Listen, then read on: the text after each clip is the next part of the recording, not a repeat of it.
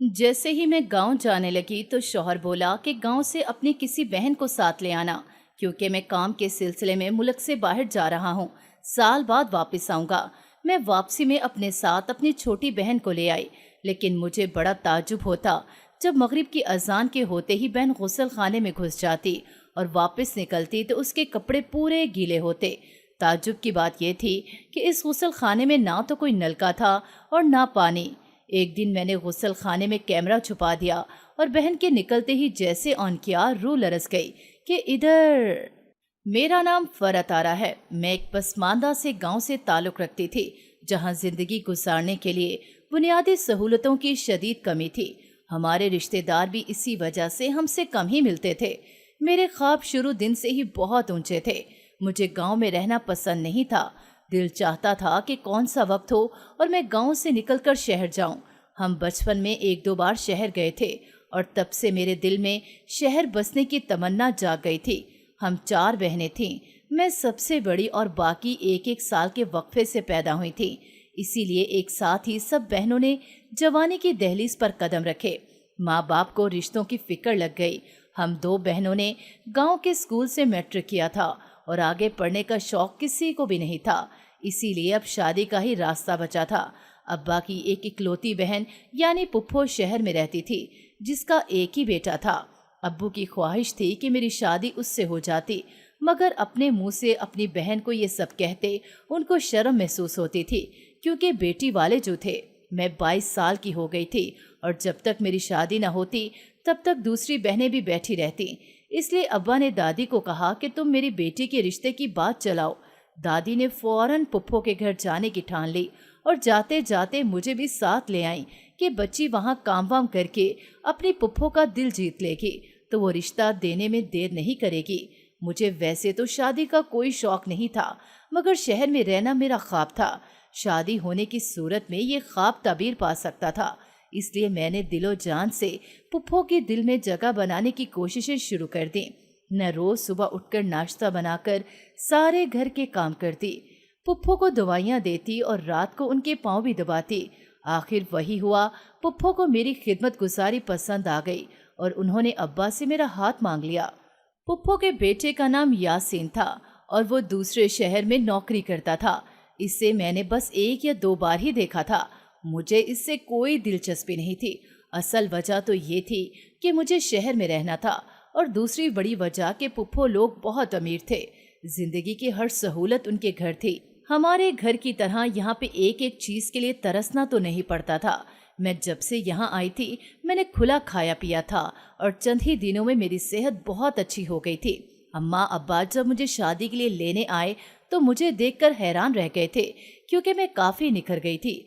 मेरी शादी की तारीख अगले माह की मुकर्रर हो गई और हम घर वापस आ गए। मेरे माँ बाप ने शादी की तैयारियां शुरू कर दी। ठीक 1 महीने बाद मेरी बारात गांव आ गई। मेरी बहनों ने बारात का इस्तकबाल किया तो शौहर चौंक गया। वो हमारे घर 15 साल बाद आया था, इसलिए उसको पता ही नहीं था कि मेरी बहनें कितनी बड़ी हो गई हैं। खासकर मुझसे छोटी बहन तो इतनी प्यारी लग रही थी कि हर कोई बस उसको ही देखे जा रहा था। पुप्पो ने मजाक मजाक में कहा, अरे अगर मैंने तुम्हारी इस छोटी बहन को पहले देख लिया होता तो मैं इसको अपनी बहू बना लेती। ये बात सुनकर एकदम सन्नाटा सा हो गया। सबकी उतरी शक्लें देखकर पुप्पो शर्मिंदा होकर बोली, अरे भाई क्या हो गया है, मजाक कर रही हूँ। तो बाकी सब भी हंसने लगे।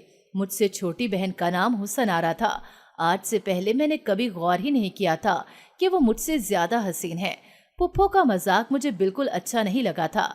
खैर रस्में हुई और मेरे साथ मेरी छोटी बहन ही ससुराल आ गई। मैं तो दुल्हन होने के नाते चुप थी, मगर मेरी बहन अपने बहनोई से सारे रास्ते मजाक करती रही थी। पुप्पो तो इसके सदके वारी जा रही थी। मुझ में और छोटी बहन में 1 साल से ज्यादा फर्क नहीं था। हम सारी बहनों में ही बचपन से मोहब्बत और सलूक था, लेकिन उस वक्त जाने क्यों मुझे पुप्पो का इसकी तरफ लगाव जरा अच्छा नहीं लगा। मैं इनकी बहू थी, इनको मुझ पर इसे फौकियत नहीं देनी चाहिए थी। ससुराल पहुंचते ही वहां के सारे इंतजाम मेरी बहन ने संभाल लिए और मुझे कमरे तक भी वही लेकर आई। मेरा शौहर कमरे में आने लगा तो अपना नेक मांगने लगी। मेरे शौहर ने अपना पूरा बटवा ही उसके हाथों में दे दिया। वो तो खुशी से छलांगे लगाती हुई बाहर चली गई। मगर मैं अंदर ही अंदर घुटन सी महसूस करने लगी। मेरे शौहर ने मुझसे रस्मी सी बातें की। जितना चहक चहक कर वो छोटी बहन से बातें कर रहे थे, मुझसे वैसी दिलचस्पी नहीं की। सुबह होते ही हुसन आरा मेरी छोटी बहन नाश्ता ले आई। मेरा शौहर मुझे छोड़कर उससे बातों में मशगूल हो गया। मैंने इस बात को बहुत महसूस किया। अम्मा अब्बा वलीमे पर आए तो मैंने अम्मा को चुपके से कहा कि हुसन आरा को अपने साथ लेकर जाओ। अम्मा हैरानी से कहने लगी, तुम्हारी पुप्पो तो इसरार कर रही थी कि इसे चंद दिन अभी यहाँ ही रहने दूं। खुद भी वो अभी यहाँ ही रहना चाहती है। मैंने अम्मा के आगे हाथ जोड़कर कहा कि खुदा के वास्ते अम्मा, अगर मुझे बसा देखना चाहती हो तो इसे ले जाओ। मैं इस पर शक नहीं कर रही थी, मगर सबका इसे तवज्जो देना मुझे ठीक नहीं लगा था, इसलिए उसे वापस भिजवा दिया। पुप्पो कुछ दिन उसे याद करती रही, फिर सब कुछ ठीक हो गया। शौहर और सास मेरे ही गुण गाने लगे। जब तक हुसन आरा मंजर से ओझल रहती थी, तब तक इस घर में और इसके मकीनों पर मेरा ही कब्जा रहता था। लेकिन कभी कभार जब अम्मा अब्बा के साथ मिलने आती तो जैसे हर जगह वही छा जाती। इसकी शोखियाँ खासकर मेरे मियाँ के साथ मुझे एक आंख न भाती थी। इसलिए एक दिन मैंने उसको सख्ती से खुद ही कह दिया कि मेरे घर न आया करो। मेरे मियाँ के जहन से फिर कई दिन तुम्हारा ख्याल नहीं जाता। वो तो दंग रह गई। कहने लगी कि मैं उन्हें बहनोई से ज्यादा भाई समझती हूँ और वो भी मुझे छोटी बहन ही समझते हैं। तुम ऐसा गलत क्यों सोच रही हो हम दोनों के बारे में? मगर मैंने इसकी किसी बात पर यकीन नहीं किया और साफ साफ अपने घर आने से मना कर दिया। मेरे शौहर को पता चला तो मुझसे झगड़ने लगा कि मैंने उसको घर आने से क्यों रोका। मुझे शौहर पर नहीं, बहन पर ही गुस्सा था, क्योंकि जब तक वो सामने नहीं होती थी वो मेरे साथ बहुत अच्छे से रहता था। दिन यूं ही गुजरने लगे। इसी दौरान सास का इंतकाल हो गया और मैं उम्मीद से हो गई। अम्मा ने कहा कि मैं हुसन आरा को भेज देती हूँ तेरा ख्याल रखने को, मगर मैंने मना कर दिया और कहा कि नहीं, इसको नहीं, जहाँ आरा को भेज दो। वो तीसरे नंबर वाली बहन थी। इन दोनों हुस्ना की भी बातचीत चल रही थी और मैं खुश थी कि अब हमेशा हमेशा के लिए उसका खतरा मेरे ऊपर से टल जाएगा। मगर जाने क्या हुआ, बात बनते बनते रह गई। मेरे घर बेटे की पैदाइश हुई तो मेरे शौहर का सारा ध्यान इसकी तरफ ही लगा रहा। जहां आरा के मैट्रिक के पेपर्स नज़दीक आ गए थे, इसलिए उसको जाना पड़ा और मजबूरी में मुझे हुस्ना को बुलाना पड़ा। लेकिन मैं बहुत हैरान हुई जब देखा कि मेरे शौहर ने तो उसको नज़र उठा कर नहीं देखा। अब उसकी सारी तवज्जो मेरी तरफ और मेरे बेटे की तरफ थी। मैंने कई दिन दोनों का मुशाहिदा किया, मगर कुछ भी पहले जैसा नहीं था। हुस्ना भी बदल चुकी थी और मेरा शौहर भी। उसकी शरारतें अब खत्म हो गई थी और शौहर का सारा वक्त काम पर गुजरता। घर आकर वो बेटे के साथ लगा रहता। 1.25 महीना मेरे साथ रहकर वो वापस चली गई। इसके रिश्ते की फिर से बात चली थी और मंगनी होने वाली थी कि लड़के वालों ने ऐन मौके पर इनकार कर दिया। अम्मा अब्बा की तो कमर टूट गई। सब रिश्तेदार कहने लगे कि जरूर बंदिश हुई है, वरना इतनी प्यारी लड़की का रिश्ता कौन ठुकराएगा भला। इन्हीं दिनों मेरे शौहर का बाहर जाने का प्रोग्राम बन गया।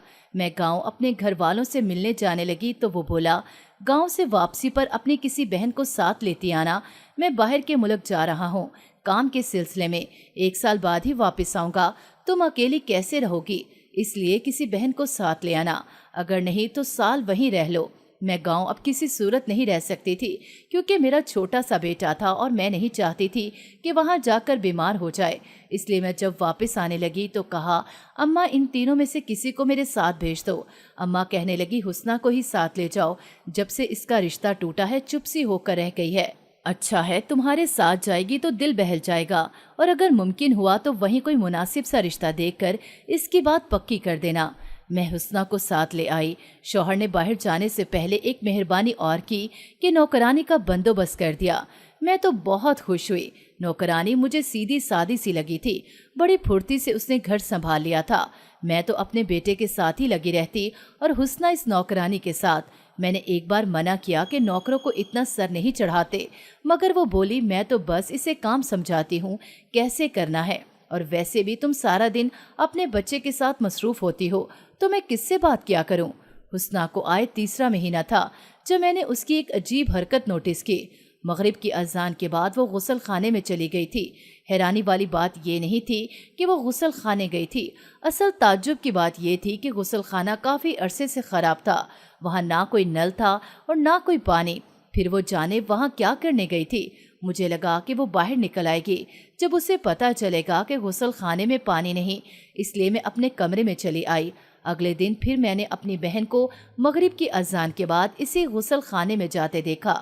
میں نے اسے آواز دی کہ یہاں پانی نہیں ہے، مگر میری بات اس نے انسنی کر دی اور غسل خانے میں چلی گئی۔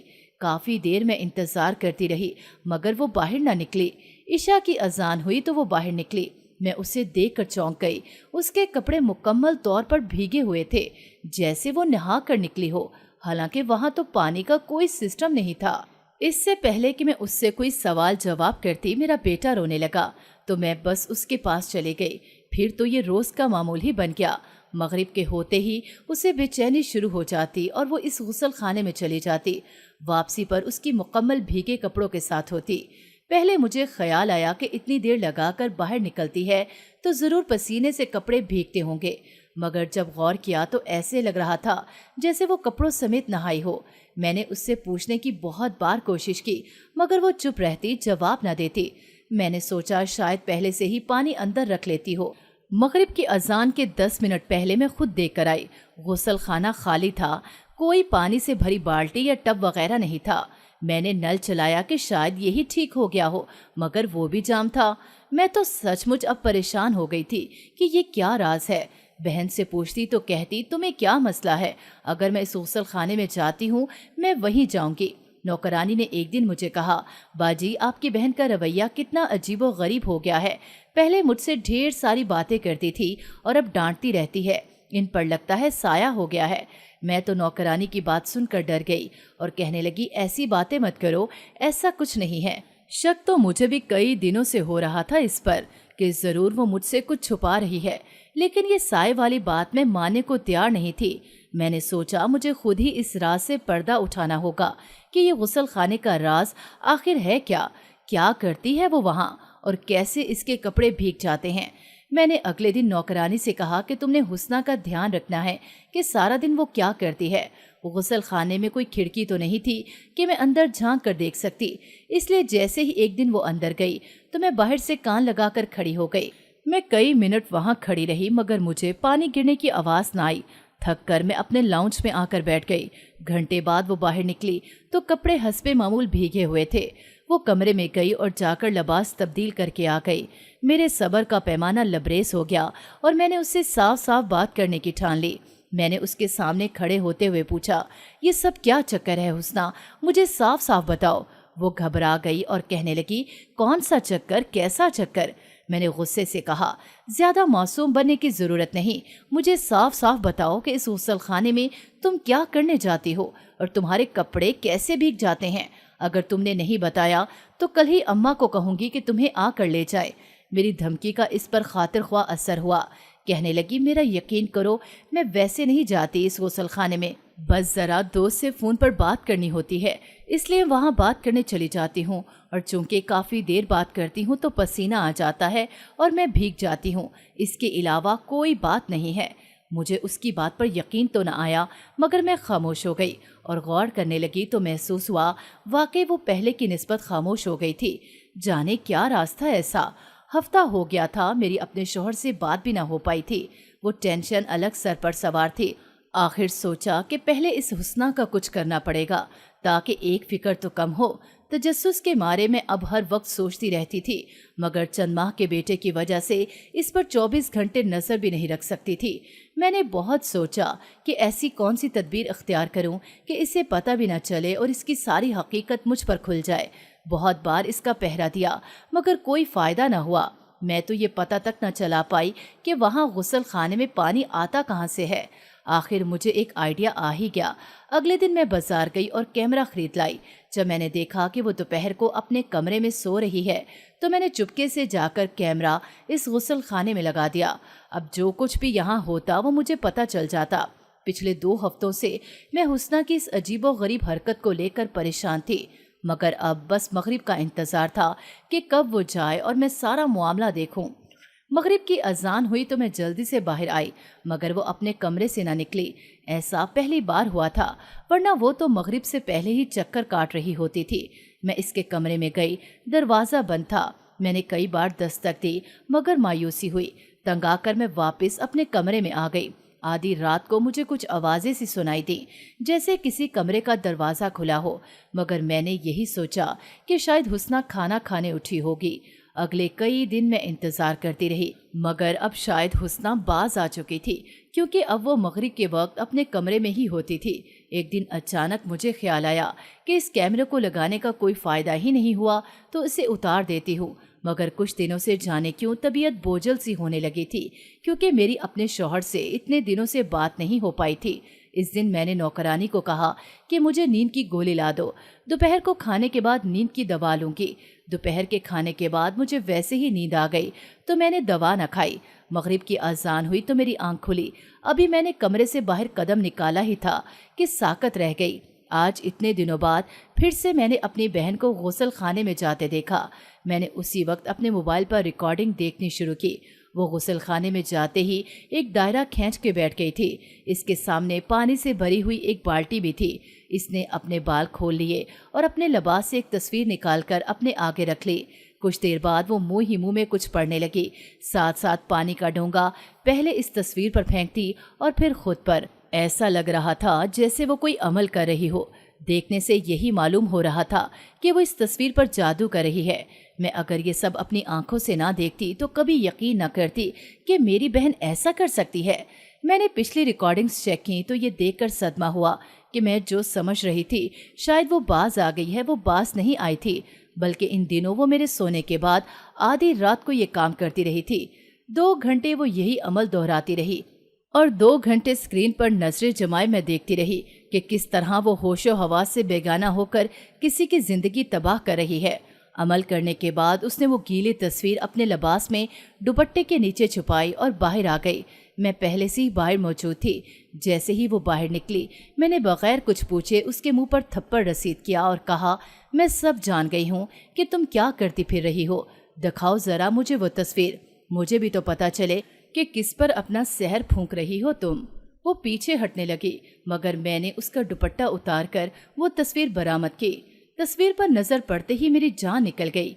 वो तो मेरे शौहर की तस्वीर थी, यानी मेरी अपनी सगी बहन मेरे शौहर पर जादू कर रही थी। मैंने चिल्लाते हुए पूछा, क्यों किया तुमने ये सब? वो भी कहने लगी, तुम्हारे शौहर को पाने के लिए, ये सब उसको पाने के लिए किया। मुझे उससे पहली नज़र की मोहब्बत हो गई थी और मैं जान गई थी कि वो भी मेरे आगे हार मान चुका है। इसकी नज़रों से साफ पता चल रहा था कि वो तुम्हारी बजाय मुझसे निकाह पढ़वाना चाहता है, मगर उस वक्त ये मुमकिन नहीं था। मैं बहाने बहाने से तुम्हारे घर के चक्कर काटने लगी। मेरी शोखी और अदा ने तुम्हारे शौहर के दिल में मेरी कसक जगा दी थी और मैं चाहती थी कि ये कसक इतनी बढ़े कि वो तुम्हें छोड़कर और मुझसे शादी कर ले। और शायद ऐसा हो भी जाता अगर पुप्पो बीच में ना आती। उन्हें मेरे इरादों की हवा लग गई थी, इसलिए उन्होंने अपने बेटे पर सख्ती की और मुझसे दूर रहने को कहा। और फिर तुम उम्मीद से हो गई। तुम्हारा बेटा पैदा हो गया तो वो बदलने लगा, मुझसे कतराने लगा। फिर एक दिन उसने मुझे साफ साफ कह दिया कि वो अपनी बीवी और बच्चे को कभी नहीं छोड़ सकता। मैंने अपने लिए हर रिश्ते में मसले पैदा किए, क्योंकि मैं किसी और की नहीं होना चाहती थी। आहिस्ता आहिस्ता मैंने अपने दिल को समझा लिया और फिर यहाँ आई। तुम तो सारा दिन अपने बच्चे के साथ लगी रहती थी। तन्हाई दूर करने के लिए मैंने इस नौकरानी को अपना दोस्त मान लिया और एक दिन अपने दिल की बात उससे बताई। सारी बात सुनकर उसने मुझे तसल्ली दी और कहा कि मैं अब भी अपना महबूब हासिल कर सकती हूँ। वो मेरी मदद करने को तैयार है। इसने मुझसे पैसे लिए और एक आमला से मेरे लिए वजीफा पूछ कर आई, जिसे घर के किसी खाली कमरे में करना था। और 1 महीने तक खाली कमरा तो यहाँ कोई नहीं था, इसलिए मैं गुसल खाने में जाकर अपना काम करती थी। जैसे ही मैं गुसल खाने में जाती थी, तुम्हारी मुलाजमा तुम्हारी नज़र बचाकर मुझे पानी से भरी हुई बाल्टी दे जाती थी, क्योंकि इस अमल के लिए पानी बहुत ज़रूरी था। तुम्हें मुझ पर शक हो गया था, इसलिए मैंने रात को ये अमल करना शुरू कर दिया। आज मुलाजमा ने बताया कि तुम्हें उसने नींद की दवा ला कर दी है, तो मैंने सोचा कि आज मगरिब के बाद ही अमल कर लेती हूँ। मगर मुझे क्या मालूम था कि तुम सब जान जाओगे। मुझे ये सब सुनकर यकीन नहीं आया कि इस घर की वो मुलाजमा भी इस सब में शामिल थी। सारा कसूर ही इस मुलाजमा का था। हुस्ना मेरे शौहर को भूल चुकी थी। ये मुलाजमा ही थी जिसने उसे उसकी मोहब्बत हासिल करने की एक उम्मीद दिला दी, और वो भी ऐसी उम्मीद जो सरासर गलत रास्ते से पूरी होती है। अगर वो पैसों की खातिर ये सब ना करती तो मेरी बहन कभी भी इस रास्ते पर ना आती। कुछ अरसे में उसकी कहीं शादी हो जाती तो वो सब कुछ भूल भाल कर जिंदगी नए सिरे से शुरू कर लेती। इस वक्त मुलाजमा सर्वेंट क्वार्टर में थी। हमारे चलाने की आवाज़ सुनकर वहीं आ गई। मैंने उससे बुरा भला कहा। वो माफ़ी मांगने लगी। बाजी, मैंने तो ये काम सिर्फ पैसों के लिए किया है। मैंने पुलिस को बुलाया और कहा कि ये मुलाजमा घर में चोरी करते पकड़ी गई है। मुझे यकीन था कि 2-4 महीने वो जेल की हवा खाएगी तो आइंदा किसी को इस तरफ जाने का मशवरा नहीं देगी। मैंने अम्मा को भी फ़ोन करके बुलाया और सारी बात बताकर कहा कि इसकी जल्दी से कहीं शादी कर दो, वरना मैं इसका बहुत बुरा हाल करूँगी अगर इसने फिर से मेरे मियाँ पर डोरे डालने की कोशिश की। 2 माह के अंदर अंदर हुस्ना की शादी हो गई और वो अपने मियाँ के साथ हमेशा हमेशा के लिए बाहर चली गई। कुछ अरसे बाद मेरा शौहर भी वापस आ गया। मैंने ना उससे कुछ पूछा और ना ही बताया। अब जबकि वो मेरे साथ मुखलिस था तो मुझे क्या ज़रूरत थी कि मैं पुरानी बातें दोहराऊं।